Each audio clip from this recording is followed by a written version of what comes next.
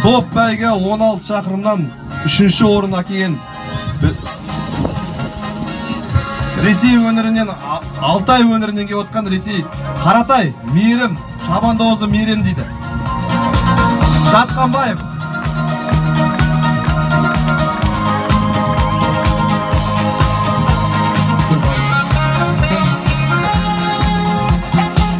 Құрметті қалайық, мынау бәрін көзіңе ашық. Қазір интернет деген жүйе бар.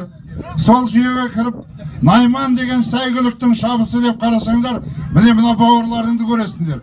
Сол бауырларыңмен міне бүгін біз бір жерде тұрып, міне суретке түсіп тұрмыз.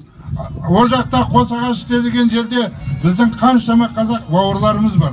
Ол Ресейдегі, мынау Қорғалжын десе болады. Ресейдегі қазақтар. Ол елдің барып 15 күндей болып, мен соның жаңағы дәмін татып, суын ішіп көріп ем. Бірақ сол жерде осы баланың сондай сәйгүлі бар екенін білмеппін. Енді барсам Алла жазса көрем деп ойлаймын. Бақытты болайын алайын.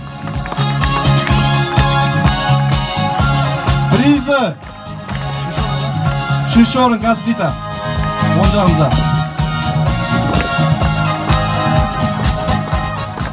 Топ бәйгеден 2-ші орынға келген Айтұмар, Әбілхайыр, Шалқар Ануар.